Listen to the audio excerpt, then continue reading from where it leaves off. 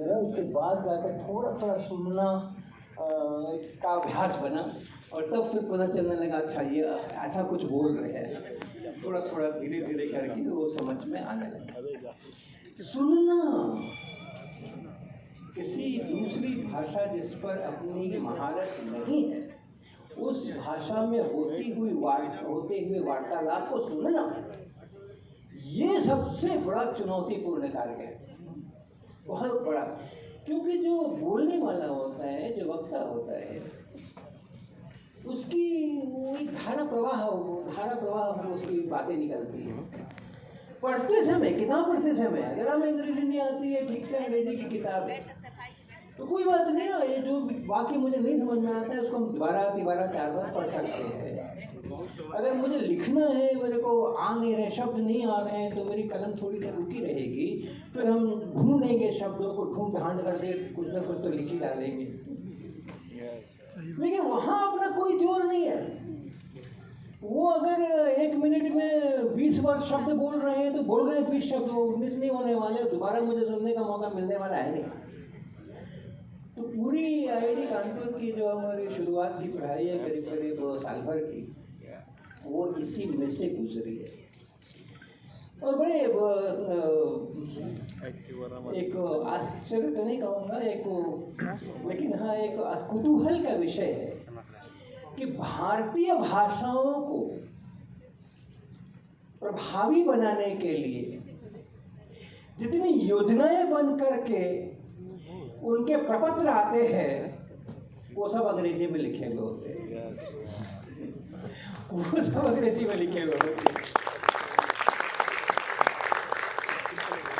उसको कार्य रूप में कैसे परिणत करना है, इसके लिए जो सभाएं होती हैं, मीटिंग्स होती हैं, कार्य योजनाएं बनती हैं, उसके अंदर में सारे जो विचार विमर्श होते हैं अधिकांश वो अंग्रेजी के अंदर होते हैं। जितने वो विद्वत जन उसके ऊपर समीक्षाएं करते हैं, उसके प्रभावों की गणनाएं करते हैं, वो सब भारतीय भाषाओं में नहीं होकर के अंग्रेजी में होते। उनके जो किताबें छपती हैं, पॉलिसी डॉक्यूमेंट्स, वो सब अंग्रेजी में छपती हैं। कई सारी चीज़ें। सर, एक हमारे वाइस चांसलर साहब और हमारे सेक्रेटरी साहब नहीं है, तो वो आप ही उनको प्रतिनिधि करेंगे उसका। हमारे डॉक्टर श्यामा प्रसाद मुखर्जी विश्वविद्यालय के वाइस चांसलर साहब यहाँ पर भी सशरीर उपस्थित हैं। बाकी लोग जो है वो आत्मा, आप मान सकते हैं कि उनकी आत्मा यहाँ अभी भी है, हमें सुन रही है। एक बात जो कही गई रिसर्च का विषय, वैसे कल शायद मुझे लेने को कहा है आपने, लेकिन बात जो कही गई कि PhD तक में आकर के रिसर्च को रोक देते हैं। कुछ तो करना पड़ेगा, कुछ तो करना चाहिए। ये बहुत मौलिक समस्या है, और मौलिक इस सेंस में नहीं है कि हमारे जो रिसर्च हो रहे हैं, हमारी PhDs हो रही है, हमारी यूनिवर्सिटीज़ के अंदर में जो शोध कार्य हो रहे हैं उनके ऊपर कोई टिप्पणी नहीं है। ये मौलिक इसलिए है कि हम तो बचपन से वही सिखा करके चल रहे हैं। क्यों पढ़ाई करना? इम्तिहान देने के लिए पढ़ाई करना। क्यों पढ़ाई करना? स्कूल क्यों जाना? स्कूल के होमवर्क आकर के क्यों बनाना? तो परीक्षा में अच्छे नंबर लाने के लिए बनाना। तो हमने बचपन से वही ट्रेनिंग दी है। हमें पढ़ना है किस लिए? नंबर लाने के लिए, परीक्षाओं में पास करने के लिए। वही तो संस्कार है ना। हमें रिसर्च करना है किस लिए? तो PhD का अंक पत्र प्राप्त करने के लिए हमारे इतने विद्यार्थियों को हमने PhD करा दिया, ये हमारा अंक पत्र है। वो जैसे हम कहते हैं ना 90% हमने नंबर लाया, हमने 97% नंबर लाया, 94% नंबर लाया, तो उससे हमारा आकलन होता है। तो जो रिसर्च करते हैं उसका भी उसी प्रकार का आकलन है कि हमने इतने पेपर पब्लिश कर दिए, हमने इतने लोगों को PhD कर दिया। हमारा अपना भी जो हमारी पदोन्नति है वो उसके ऊपर आधारित है। तो होना ही है। उसके अंदर में क्या, वो बहुत मौलिक सांस्कृतिक समस्या है वो। उसका कोई सीधा इलाज नहीं है कि कट गया है तो वहाँ पर बोरोलिन लगा दो ठीक हो जाए। वो हमारे रक्त को शुद्ध करना पड़ेगा। हमारे रक्त प्रवाह को शुद्ध करना पड़ेगा। ये कट गया है तो बोरोलिन लगाने वाली समस्या नहीं है। ये हमारे संस्कृत, हमारे ज़हन के अंदर में ये शुरू से घुसा हुआ है कि हम पढ़ाई करते हैं, उसका उद्देश्य क्या होता है, उसके उद्देश्य पर हमने कभी विचार नहीं किया है, हमें उसकी तरफ प्रेरित नहीं किया गया है। हम पढ़ते क्यों हैं? अक्सर job oriented courses, job oriented courses catchword है, ठीक है, अच्छी बात है, जॉब ओरिएंटेड कोर्सेज, लेकिन आपके हाथों में क्या इतनी ताकत नहीं होनी चाहिए, ऐसा हुनर नहीं होना चाहिए कि हम इतनी महारत हासिल करेंगे जिस भी क्षेत्र में हम हैं, कि जॉब क्या है, जॉब तो हमारे आगे पीछे घूमेंगे।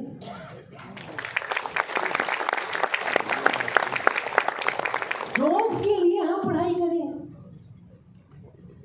जॉब के लिए हम पढ़ाई करें, ये तो बहुत छोटा टारगेट सेट हो गया, ये बड़ा छोटा सा टारगेट सेट हो गया। वह वही टारगेट है, वो नंबर लाने के लिए हम पढ़ाई कर रहे हैं, इम्तिहान में अच्छे नंबर आ जाए इसके लिए हम पढ़ाई कर रहे हैं, अच्छी सी जॉब मिल जाए इसके लिए हम पढ़ाई कर रहे हैं। तो ये जो अपना टारगेट सेट करना है ना, वो थोड़ा सोच समझ के करना है। हर मनुष्य में, हमारे पूर्व राष्ट्रपति डॉक्टर APJ अब्दुल कलाम कहा करते थे कि हर एक व्यक्ति के अंदर में अनंत क्षमताएं होती हैं, अपार क्षमताएं होती हैं। और आप सोचो थोड़ा, जो यहाँ पर प्रोफेसर और लोग बैठे हैं, आप अपने कल्पना करो, एक छोटे बच्चे की कल्पना करो जिसको कि आप शुरुआत में जन्म के बाद से कुछ भी सिखाते नहीं। आप मतलब 6 महीने के बच्चे को, 3 महीने के बच्चे को, 4 महीने के बच्चे को कोई सिखाता है क्या? कोई भी कुछ भी सिखाता है क्या? आप शब्द बताते हो क्या? अंग्रेजी के 5 शब्द ये वाले याद कर लो, 5 फलों के नाम याद करो, 5 रंगों के नाम याद करो, उसका सिलेबस होता है। लेकिन वो छोटा बच्चा बिना किसी सिलेबस के, अपना लैंग्वेज बोल, बिना किसी के सिखाए हुए क्या क्या नहीं सीख जाता। जिस समय 3 साल की उम्र में, 4 साल की उम्र में स्कूल जाने के लिए वो तैयार होता है, स्कूल में जाता है, क्या उस समय उसको एक पूरी भाषा नहीं आती है क्या जो आप घर पे बोलते? एक पूरी भाषा आती है कि नहीं? और आप जानते हो ना, एक भाषा सीखना कितना बड़ा काम होता है। इतनी भाषा की चर्चा हम लोग कर रहे थे कुछ देर से। एक भाषा सीखना कितना बड़ा काम होता है। और हमारा हर बच्चा, दुनिया का हर बच्चा, वो एक भाषा 2 साल की उम्र के अंदर में बिना किसी के सिखाए हुए पूरी की पूरी सीखता है। कॉमा, फुल स्टॉप, पंक्चुएशन के साथ सीखता है। जो भी आप घर पे बोलते हैं वो लाल, पीला, नीला, नारंगी, हर चीज उसको मालूम होती है। क्या छूने से गर्म लगेगा, क्या नहीं छूना है, क्या नहीं करना है, सीढ़ी पर कैसे चढ़ना है, कैसे नहीं चढ़ना है, हर चीज उसको मालूम होती है। अपार क्षमताएं होती है मनुष्य के अंदर में, अपार क्षमताएं होती है सीखने की, अपार, और अपने हुनर बढ़ाने की अपार क्षमताएं होती है। अगर हमने उसको भूल गए हैं या भुलवा दिए गए हैं और हमें ये सिखा दिया गया है कि आप तो कुछ कर सकते हो नहीं, आपको तो कुछ आता होता है नहीं, आप में तो कुछ करने की क्षमता है नहीं, आपको तो मैं पढ़ाऊंगा तब आप पढ़ोगे, मैं समझाऊंगा तब आप समझोगे, और जितना मैं समझाऊंगा उतना ही आप समझ सकते हो मैक्सिमम, और वो भी ध्यान से सुनोगे तो, और नहीं ध्यान से सुनोगे तो उतना भी नहीं समझोगे। उल्टा है, हम चक्कर उल्टा चला रहे हैं। हम जो उसकी क्षमताएं हैं उसको बढ़ा नहीं रहे अपने स्कूल कॉलेज सिस्टम में, उसको हम घटा रहे हैं। सोचने की क्षमताओं को घटा रहे हैं।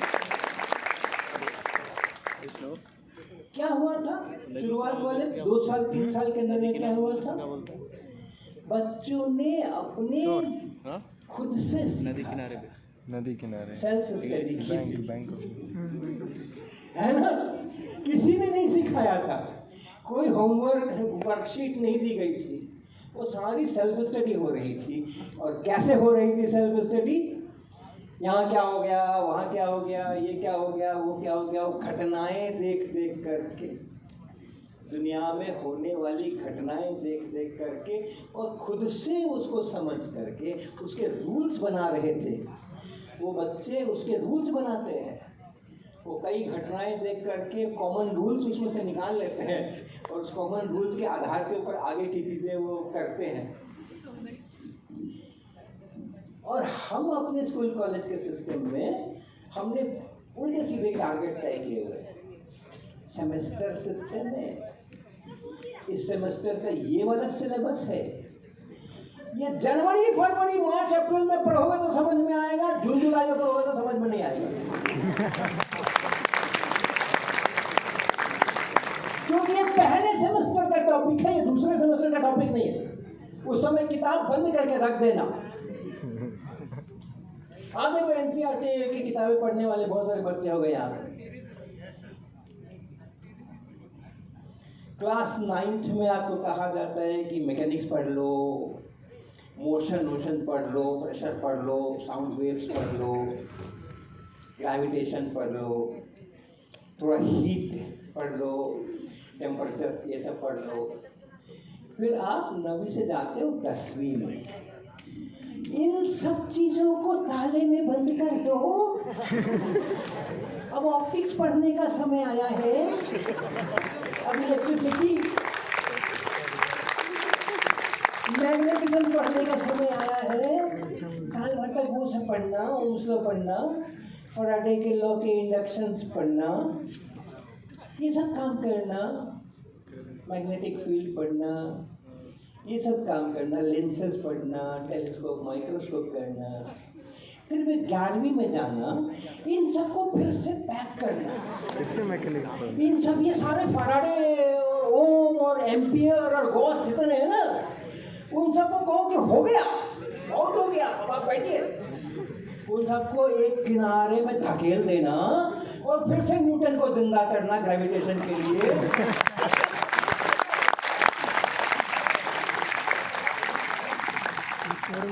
अरे पहले 3 साल में मैं मालिक था कि मैं कब क्या पढ़ूंगा,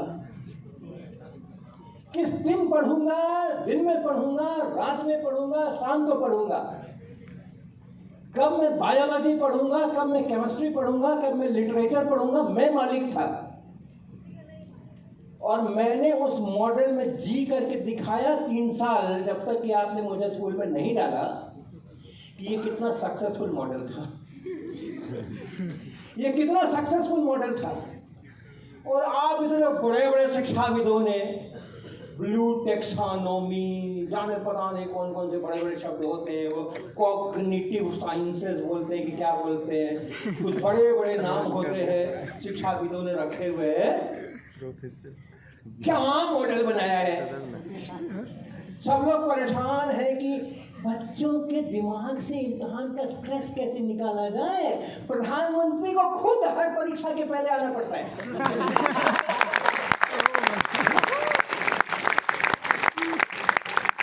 प्रधानमंत्री को हर बार हर साल परीक्षा के पहले आ करके थोड़े हंसी मजाक करके और ये करके वो करके बच्चों को उस स्ट्रेस से बाहर निकालने की कोशिश करनी पड़ती है। क्या ये मॉडल बना दिया भाई। तो अपनी जो सारी पढ़ने की, सीखने की क्यों ज़रूरत है, क्यों पढ़ना चाहिए, क्यों सीखना चाहिए, हमारे बच्चों को कभी ये सोच करके नहीं सीखना था कि हम क्यों सीख रहे हैं। अब कुछ भी करो तो पूछते हैं इसका एप्लीकेशन क्या है, इसके पहले क्या, कोई रिसर्च करो, बताओ कि हमने ये रिसर्च किया, तो लोग पूछेंगे अच्छा इसका एप्लीकेशन क्या होगा। And with sustainability. अरे काहे का एप्लीकेशन? खुद से अपना काम अरे हमने कुछ नया किया, कुछ नया काम किया, कुछ नई बातें की, कुछ नए रिजल्ट किए, कुछ नई चीजें निकाली। अब एप्लीकेशन करने वाले करें, ना करने वाले ना करें, मेरा का तो काम हो गया। 21 सीखने का अपना आनंद है ना। हमें तो बहुत मजा आ गया, हमने कुछ नया काम कर डाला। और उसके बाद उसका एप्लीकेशन होगा और क्या, तो वो जैसे ही आप बताओगे मैंने ये रिसर्च किया, अगला सवाल आने ही वाला है, इसका एप्लीकेशन क्या होगा। प्रेस वाले पूछ, आपने ग्रेविटेशनल वेव का नाम सुना है? नहीं। अभी थोड़े समय पहले ग्रेविटेशनल वेव की बड़ी चर्चा हुई। कोई दो ब्लैक होल आसमान में पता नहीं कितने लाख बरस पहले कभी टकराए थे, उसके ग्रेविटी और कहते हैं कि उनके टक्कर के कारण से जो हलचल मची वहां पे, वो हलचल चलती उतने लाख वर्षों के बाद धरती से होकर गुजरी। और हमारे वैज्ञानिक लोग सब पहले से तैयार बैठे थे, उनको पता था। महामहिम अल्बर्ट आइंस्टीन साहब कह के गए थे कि जब ब्लैक होल टकराते हैं तो उसकी वहाँ से मची हलचल जो है वो चलती रहती है, सब तरफ फैलती है, तो धरती से भी गुजरेगी कभी न कभी। और धरती से अगर गुजरे तो क्या होगा धरती पे, इसके लिए वैज्ञानिक लोग पूरा दिन रात मेहनत करके उन्होंने सारा बताया कि ऐसा होगा। जो लंबाइयाँ हैं, जिस समय वो वेव गुजरेगी, ये वाली लंबाई छोटी हो जाएगी, वो वाली लंबाई बड़ी हो जाएगी, ऐसा हो जाएगा, वैसा हो जाएगा। कितनी चोरी हो जाएगी भाई? तो एक के ऊपर आप 25-30 बार 0 लिख दो, उतने में एक का परिवर्तन होगा। उतने सेंटीमीटर की कोई चीज हो तो वो 1 सेंटीमीटर छोटी हो जाएगी, इतना सा परिवर्तन होगा। लेकिन हाँ, हमारे भी वो एक से बढ़कर के एक जिद्दी वैज्ञानिक होते, उनका कोई बात नहीं, हम लोग ऐसे यंत्र बना लेंगे, उतना सा भी अगर परिवर्तन होने वाला है तो हम उसको नाप लेंगे। और ये है ताकत विज्ञान की और वैज्ञानिकों की। उन्होंने वैसा बनाया,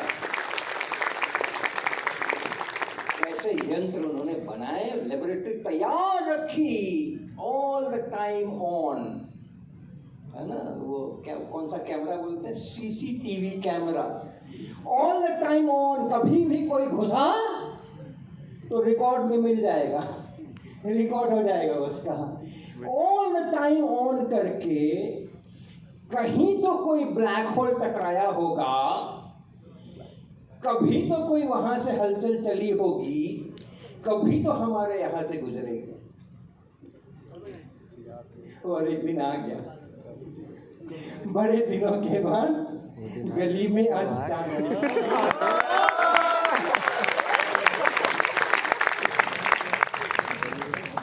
उनके यंत्रों के अंदर में कुछ पकड़ा गया, कुछ हुआ, और बिल्कुल उल्लास से सभी झूम उठे। सारी एनालिसिस हुई, पता चला, और पहले याद नहीं मुझे कितने 15 लाख साल पहले, 20 लाख पहले, या और 100 लाख साल पहले, उस समय तो याद था जब ये सारी चर्चाएं हो रही थी, तो ब्लैक होल टकराए थे, उनकी हलचल अब पहुंची है यहाँ, इतनी दूर टकराए थे वो, अब पहुंची है यहाँ। मनुष्य भी नहीं था उस समय जिस समय वो टकराए थे। यहाँ मनुष्य तो 5 लाख साल पहले आया है। अगर बायोलॉजी के लोग मुझे ठीक करें अगर मैं गलत कह रहा हूँ, तो 4-5 लाख साल पहले ही मनुष्य धरती पर है। उससे भी बहुत पहले जो कुछ हुआ था, उसकी हलचल अब गुजर रही है, और उसको मैं, वैज्ञानिक लोग अपने यंत्रों के द्वारा, इतना छोटा सा परिवर्तन होने वाला है, उसको भी पकड़ ले रहे हैं, उसको भी जान ले रहे हैं। तो ग्रेविटेशनल वेव्स हम लोगों ने फिजिकली डिटेक्ट कर ली, इसका बहुत शोर हुआ। तो हमारे IIT कानपुर में धनाधन फोन आने शुरू हुए, मुझे भी आए और सब प्रोफेसर लोगों को आए, क्या है ये, क्या है।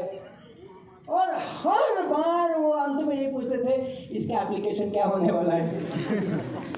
अरे इसकी कोई प्रशंसा नहीं कर रहा कि हमने ऐसे उपकरण तैयार किए, और हमारे धैर्य के कोई प्रशंसा नहीं कर रहा। हमें कुछ नहीं मालूम था कि कब आने वाली है, आ जाएगी कि 1000 साल बाद आएगी, हमें कुछ नहीं मालूम था। ब्लैक होल कब टकराए, कितनी दूर पर टकराए, हमारा कोई कंट्रोल भी नहीं है। यहाँ मिसाइल से मिसाइल तो हम लोग टकरवा देते हैं, लेकिन ब्लैक होल से ब्लैक होल टकरवाने की हम लोग की अभी क्षमता अभी नहीं है फिलहाल।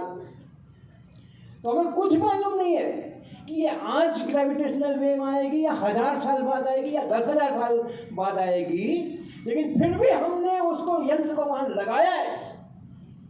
क्या ये तारीफ करने की बात नहीं है? और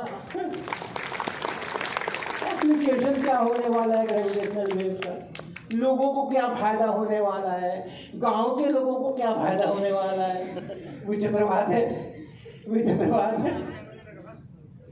तो ये जो अपना ये है ना शिक्षा ग्रहण करने का या सीखने का ये मनुष्य की स्वाभाविक प्रवृत्ति है। सीखना स्वाभाविक इसलिए है कि जब तक आप उसको बाहर से कुछ पंगे नहीं करते हो, अड़ंगे नहीं लगाते हो, अपने सिस्टम में ढालने की कोशिश नहीं करते हो, स्वाभाविक रूप से बच्चे को आप, मनुष्य को आप विकसित होने देते हो, तो वो सीखता ही सीखता है बिना सोचे हुए कि इसका एप्लीकेशन क्या होने वाला है। ये इसको जिंदा रखने का है।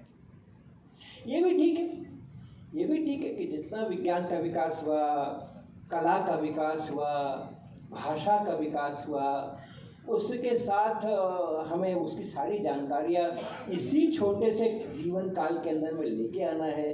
तो हमें थोड़ा सिस्टमेटाइजेशन तो करना है। हम रैंडम जैसे शुरू में 3 साल के लिए छोड़ देते हैं अपना सीखो, तो वो अपनी लोकेलिटी में सीखता है, जितना वो देखता है उसमें से सीखता है। लेकिन अब हमें उसको ज़रा ज़्यादा भी तो सिखाना है ना, तो इसलिए स्कूल का सिस्टम चाहिए, कॉलेज का सिस्टम चाहिए। जब सिस्टम होगा तो बाउंड्रीज भी होंगी, उसके रिस्ट्रिक्शंस भी होंगे, वो होगा, उससे उसको आप इनकार नहीं कर सकते। लेकिन ये मूल प्रवृत्ति है उसको कुचलना नहीं। ये ध्यान में रखना है। हम क्यों पढ़ाई कर रहे हैं? नंबर लाने के लिए हम नहीं कर रहे हैं पढ़ाई, परीक्षा में अच्छे रिजल्ट लाने के लिए हम नहीं कर रहे हैं पढ़ाई। तो परीक्षा में अच्छे नंबर लाना महत्वपूर्ण नहीं है क्या?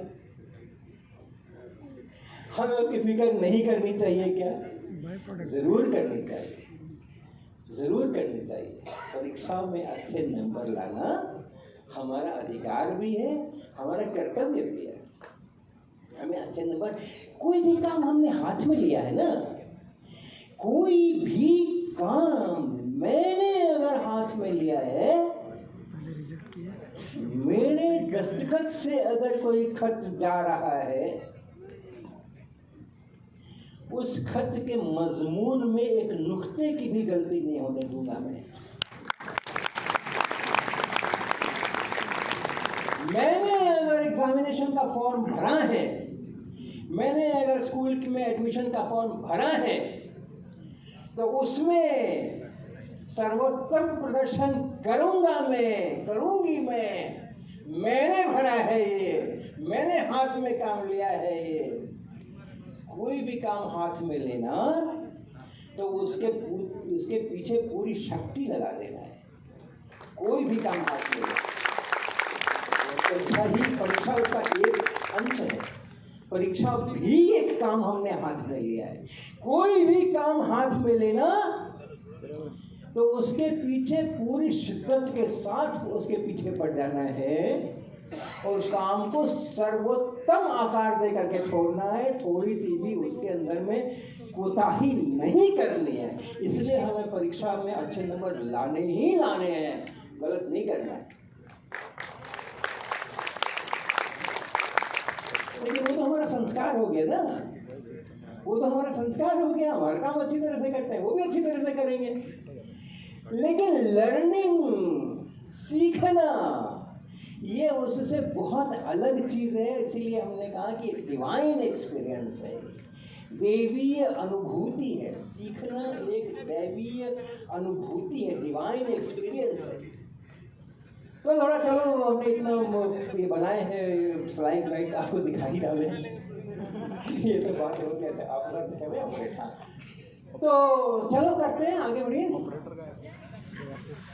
आप देखते जाइए कि हाँ चलिए बढ़िए अच्छा इसके अंदर बहुत कुछ है यहाँ देखिए ये आकाश देखने में अच्छा लगता है क्या हाँ तारे वारे देखने में दिखते हैं क्या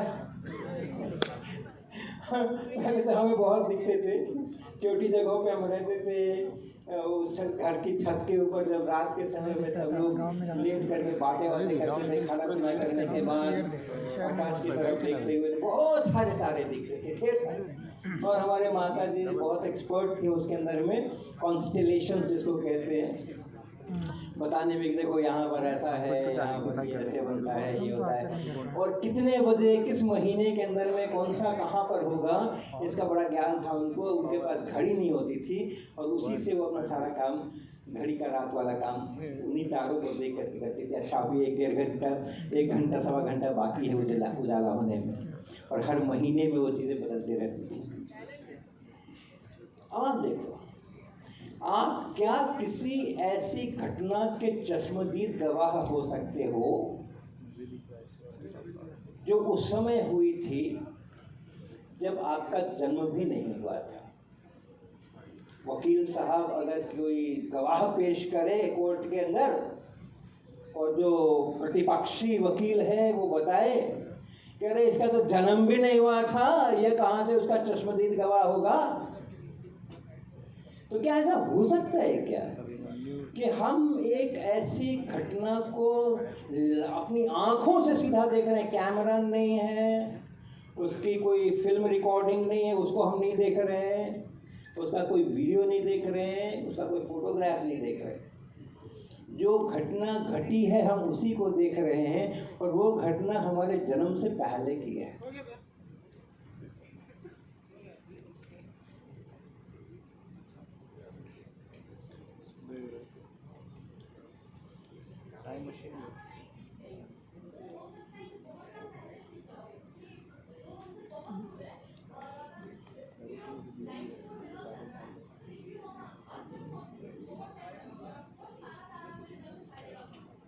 क्या नाम है?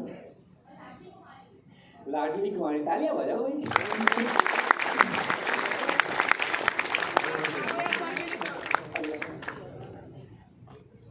ये देखो आप इस पे कुछ लिखा हुआ है।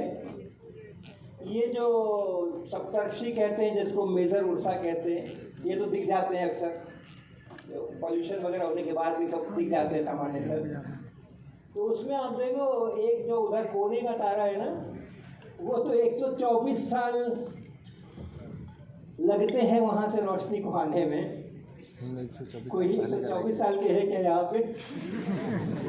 और दूसरा तारा जो आपको दिखा रहा हूँ दूसरे वाले स्लाइड के अंदर में जो दिखता है आसमान साफ हो तो दिखता है और वो क्या बोलते हैं शिकारी वाला जो कॉन्स्टेलेशन होता है हंटर जिसको कहते हैं। तो उसमें जो बीच में 3 आपको अगर याद होगा हंटर के कॉन्स्टेलेशन में बीच में 3 तारे होते हैं और कहते हैं कि वो बेल्ट को रिप्रेजेंट करता है जिसमें कि वो अपने वो रखता है अस्त्र रखता है। तो उसका जो वो है बीच वाला उस 3 का भी बीच वाला वो 2000 साल पुराना 2000 साल लगते हैं वहाँ से लाइट को आने के अंदर में हमें दिखता है वहाँ से जो रोशनी चमका तो वो 2000 साल पहले चमका था। हम आज देखते हैं कि चमक रहा है अभी जो चमक रहा है वो 2000 साल पहले चमका था वो हम उसके चश्मदीद गवाह हैं। हम उसको अपनी आंखों से देख रहे हैं उस चमकने की घटना को। आगे दिखाइए। ये देखो ये मध्य प्रदेश के अंदर में अरे वो देवेंद्र शर्मा जी कहाँ पर है? ग्वालियर के केंद्रीय विद्यालय की तस्वीर है ये।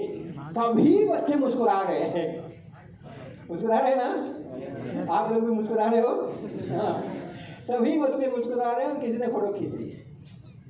और मेरा सवाल ये है कि क्या ये सभी बच्चे एक ही साथ मुस्कुरा रहे थे जो दिख रहे या आगे पीछे?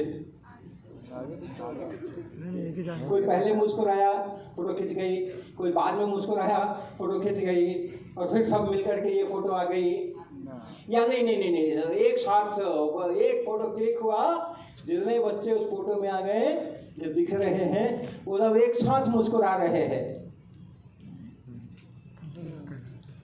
यही सही कंफ्यूजन लास्ट वाला जो पैनोरामा से खींचा गया है।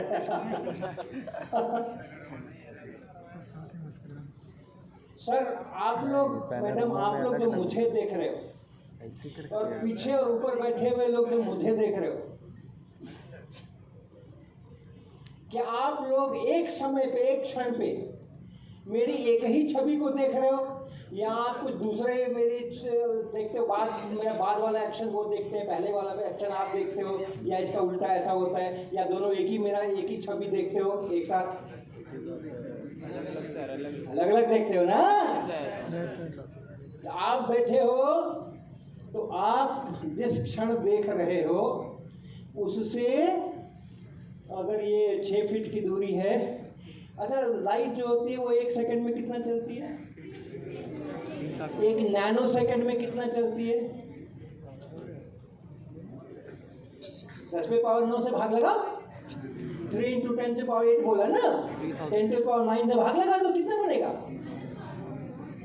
-1 नहीं बनेगा, 3 इंटू 10 पावर -1 बनेगा। 0.3 मीटर यानी 30 सेंटीमीटर, और 30 सेंटीमीटर का मतलब 1 फीट।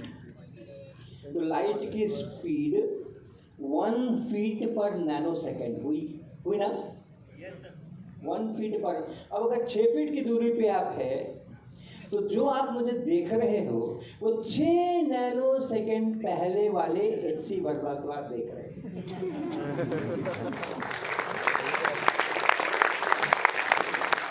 और पीछे जो बैठे लोग हैं वो अगर 50 फीट पर बैठे हुए हैं तो इस क्षण से 50 नैनो सेकेंड पहले वाले एच.सी. वर्मा को